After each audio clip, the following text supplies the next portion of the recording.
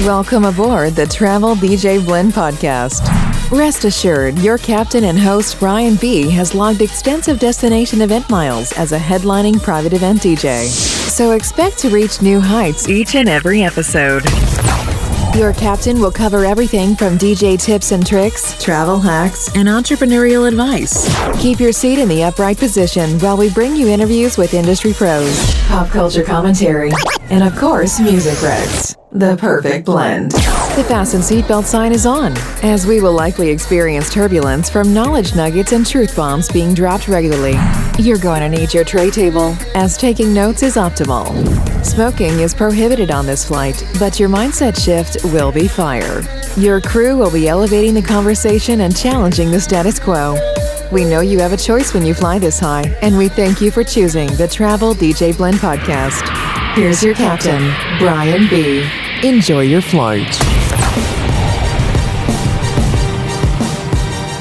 Well, hello everybody. Welcome to season 5 of the Travel DJ Blend podcast. I'm Brian B., your host. Excited to kick off another season with you all. So I wanted to hit you with a couple of things that always will remain true with this podcast, which is our focus. There's 3 buckets that we'll fill on one of the episodes. Either it's a 301 business strategy bucket, or it will be a one-of-a-kind music find episode, or it will be a travel hacks episode. So those will remain constant. Some of the new upcoming things we're going to do this season. One, I'm going to share more resources and have you hear from the pros that help support what I do. And I'm hoping that it will help your business as well, whether you're a DJ who's listening to this or just an entrepreneur in general. So every month I'm going to have some type of interview with a pro that I'm using that I think you need to know about. Second is that I'm really going to pour into my premium podcast community. If you go to my website, thetraveldjblend.com, click on premium content, you can subscribe through our Patreon. And so every episode that I've released publicly, I will have a bonus episode. Sometimes that will be part of continuation of maybe where we leave off here, and you can continue the conversation through a bonus episode that I'll put out with more content along the same lines. Or sometimes it'll just be a random thing that happened at a gig or an event that I want to share some learnings from. And maybe it's not meant for public consumption as far as just for anybody to be able to access. Like there might be something having to do with the client that might be sensitive information that I don't want them to stumble upon unless they're a paying premium content podcast subscriber. But I can talk a little bit more candidly about the story or about what happened. So for the bonus episode that you'll hear on Patreon this week,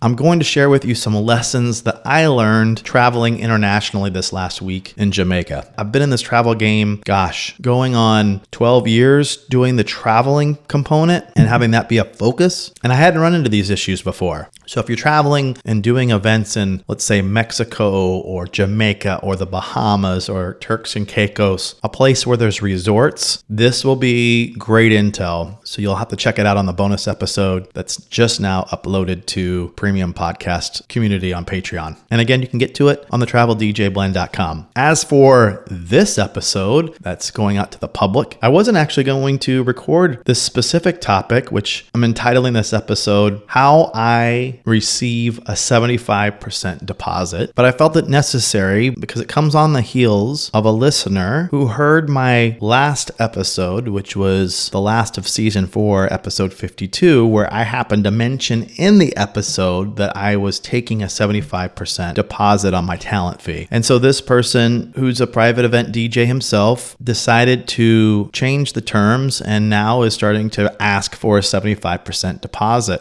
And he received some pushback, which I'll read you the text that he sent me so you have some context. But obviously, he was looking for some advice on how to respond to this client because they were giving him a hard time on this deposit. Now, one thing I will caution you when you listen to my episodes, unless I'm telling you to make a specific change to your business and giving you the steps to do so, which is a very key, I wouldn't encourage you just to make a change because you're going to run into what this person ran into. Now, maybe that's just how my brain works. I know not to make those changes until I have all the pieces in place. But I realized it should probably take a little bit of responsibility, even though I didn't explicitly say to make these changes. I should have given you some more context as to how in the world do you charge a 75% deposit. So for that, I felt like I needed to come back on here and talk a little bit more about that. Hey, private event DJs, are you still planning your clients' events with a Google Doc or a Spotify playlist?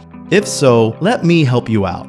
Vibo is a music and event planning app for your clients that I've been using for years. Not only has it been a great perk in booking my services, but it's the only tool that has ever been mentioned in client reviews. Vibo saves you time. It syncs your music from your clients' requests in seconds, and it integrates with your music software of choice. Now here's an exclusive offer for my podcast listeners. Save $10 off your first month subscription by entering the promo code DJBrianB when booking your free demo on Vibo's website. This one small change will level up your business. Visit ViboDJ.com, enter the promo code DJBrianB, and book your free demo today.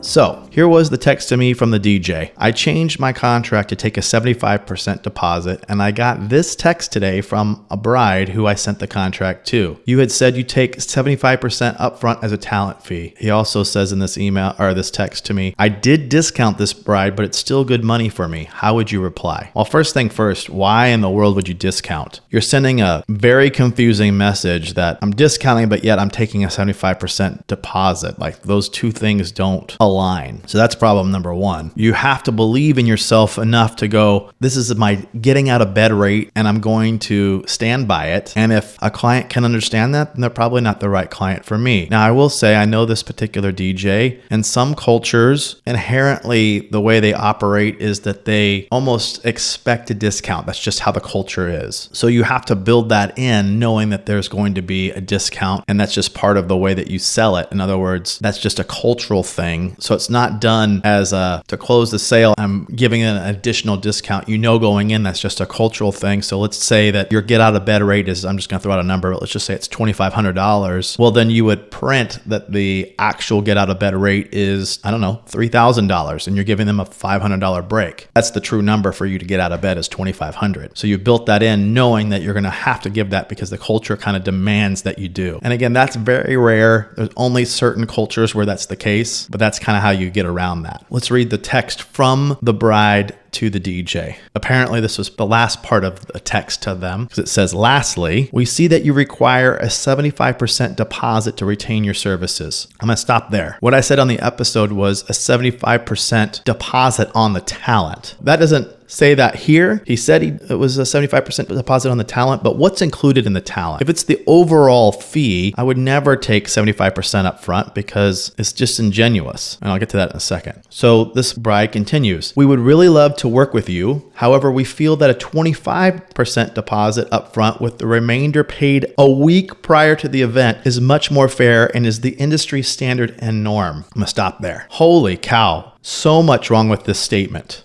She says, we feel that a 25% deposit up front is much more fair. Fair to who? And this person says, this is much more fair and is the industry standard and norm. Again, says who? If it is, then there's a differentiator for you. Hopefully, you're not average. So of course the terms are going to be different because you're unique. You're one of a one. She closes out the text by saying, we want to create a relationship of mutual trust, which is hilarious to me that she wants to create the trust and have you take a 25% where she's holding all the cards at 75, right? We want to create a relationship of mutual trust and have recently completed a wedding where that was the norm for almost all vendors. So there she admits that it's not all vendors, that it's almost all vendors. And that's a moot point to me. That means that those businesses have a terrible process. And then the last paragraph of her text says this. Additionally, while we have absolutely no plans to cancel our wedding, we truly don't know what can happen as we have all learned with COVID. So this protects us as as a host as well. Again, if your previous paragraph talks about creating a relationship of mutual trust and fairness, how in the world is this fair to the provider when you're asking them to take on all the risk? My reply to the DJ was this, and this is our jumping off point for this episode. I said a 75% talent deposit has to be tied to work earned. I'm guessing that's not how it was presented. And this person replied, it was not. It was presented as a package. I've said this on this podcast so many times. I hate packages. Packages imply that anybody can get the same service. Any client can walk in the door. It's almost like you're taking them down the bread aisle of a grocery store, and everybody's going to get the exact same experience if they pick that specific package. And how in the world can you charge a premium for your service when everybody can have the same experience? It's a hard sell. You might get it once or twice due to luck, but the higher you go up the price point, the less that's going to work. You're sending two completely separate messages. You're saying, hey, I'm going to give you a unique experience, but the thing you're going to buy is what anybody could buy if they have the money. So first of all, get off of packages if you're starting to charge a premium. You should be able to send a custom quote that feels every bit as premium as the price you're going to ask for. That's mistake number one he made. Second mistake is he didn't tie any of this to work being earned. And I didn't go into detail on my last episode about what the 75% breaks down to. I have talked about it in past episodes, but I realized that there are new listeners every episode, and I got to make sure to be a little bit more clear. So for me personally, I have come up with a 4-step process for the delivery of DJ services that I give to a client. And through that assessment, I realized that 75% of the work that I do is done prior to the event happening. I'm attributing the day of service, so me performing, as really the payoff for the work that I already put in ahead of it. Is there value there? Yes. But what am I saying to a client? That the performance is not where the value lies. The value lies in what I'm bringing to the table ahead of the event, which for me is all the creativity that I'm putting into our meetings and talking about the day of and kind of crafting this entertainment experience, if you will, right? The performance, while it's important and I weigh it equally among my 4 steps, it's only 25%. So if I just show up the day of and perform and don't do all the other things, it's going to be an okay performance, but it's not going to be what it could be because I wasn't giving it the other 75%. So with that being said, I always tie any kind of money to work being completed. So to get to real brass tacks here, that 75% is going towards administration costs that I incur to get the contract ready, to get the communication between us going. Even me scheduling the meeting to have this consultation with them is stuff that the client is paying on the back end for. If they don't book, they're realizing a little bit of that value without having to pay for it. But any kind of invoicing, contracting, correspondence is all kind of administration costs that they're going to be paying for. The second one, which is probably the biggest of all of them, but I think it's weighed equally amongst the 4 parts at 25%, is what I would call discovery. And discovery for me is very broad. Some of this is realized before they even have a call with me. I'm looking into who these people are. I look at their wedding website. I do some recon on who they are and their socials. I look at the venue that they're going to have it at if I'm not familiar with it, especially as a traveling DJ. I go to a lot of places where the first time I'm going to step foot on the property is the day of. So to know what I need and to ask the right questions, I've got to do some recon on this stuff. And then after they book, that might shift more into music and planning and creative design, if you will, and less on discovery of a place or the people, but more on the music side, right? So discovery is massive and it's very nuanced. I'm just scratching the surface here on this episode on just some of the things that's encompassed within that. And then the third step are 2 meetings that I have with a client that I think are absolutely mission critical for the way that I deliver my artistry. The first is what I would call a music foundation meeting. I won't go into the nitty gritty here, but let's just say that it sets the foundation of the musical soundtrack we're going to create together. And this happens about 10 weeks after booking. And then the other meeting is something I call a creative music planning meeting. And this happens about 60 days out. Now, for me, it's all about the prep for that meeting, making sure I have the questions right, making sure that I've got all my I's dotted, T's crossed, and looking at floor plans, looking at the timeline, all of those things, right? So my point is that my time is valuable, my brain is valuable, and none of that is going to get accomplished without getting paid for it. What I don't want to do is do that work and then all of a sudden realize the payment. Hey DJs, real quick, Brian B here with a tip. One of the hottest DJ music pools right now is Heavy Hits. Are you familiar with it? You need to be.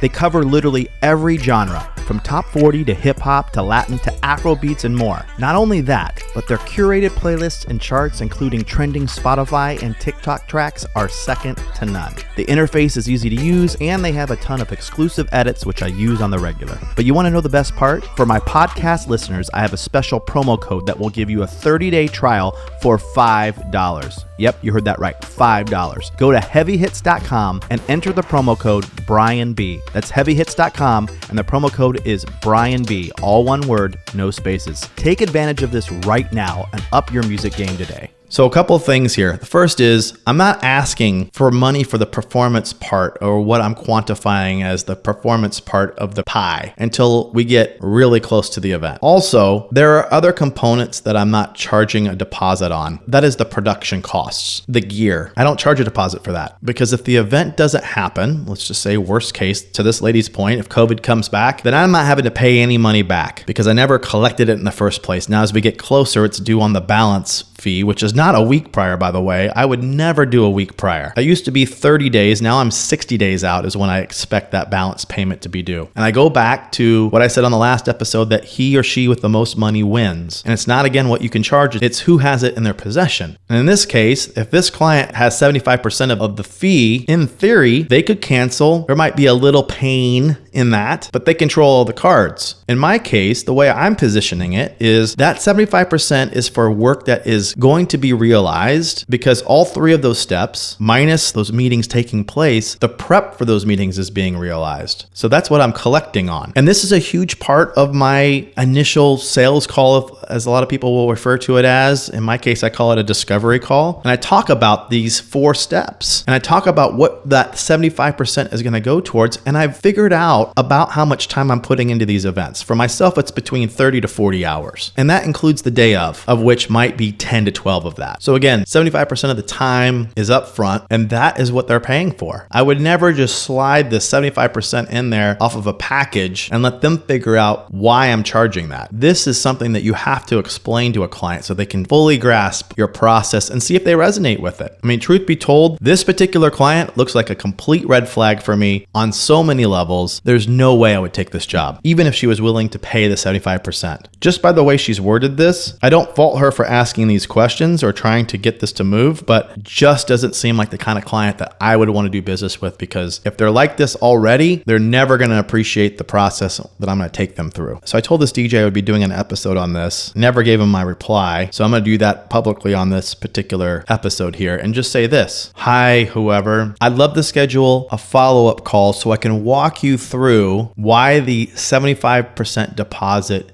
is imperative for me to deliver my best work. I realize now I didn't spend near enough time explaining this to you, so I'd appreciate the opportunity to walk you through my process. This is all in the name of delivering my best work, which every client of mine deserves, but can only be realized in following my process, which includes the financial terms. Let me know what works best for you, and we'll make that call happen ASAP. That would be me if I really wanted the job still, and I felt like every other piece was in there about this client that I liked. It was just that I didn't explain it well on the front end, so that's why I need to have this other call, just to make sure we're on the same page. But based on the way she worded that text, the way I would really answer this if it was me being asked to DJ this event is this. Hi, so-and-so. Thanks for the text. While I do think I am the right fit to be able to deliver my best work for you, your family, and your guests, my process and the financial investment needed to deliver my best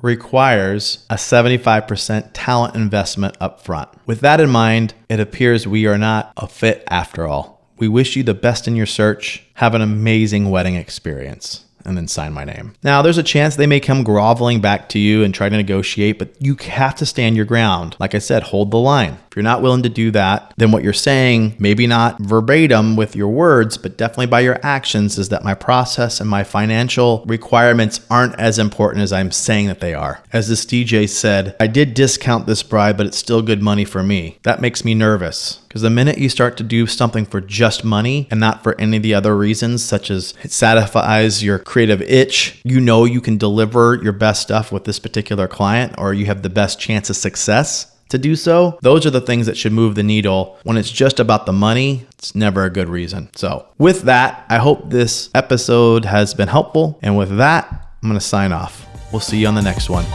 Thanks for listening. You can find this podcast on multiple platforms: Apple Podcasts, Spotify, and Stitcher. If you have a topic you'd like covered, DM us on Instagram at The Travel DJ Blend. We'd appreciate you sharing the love with a comment or a share on our social media posts for this episode. And if you are really digging the content, help us with the algorithms by leaving a review on any of the platforms we just mentioned. Until our next time together, this is the Travel DJ Blend Podcast.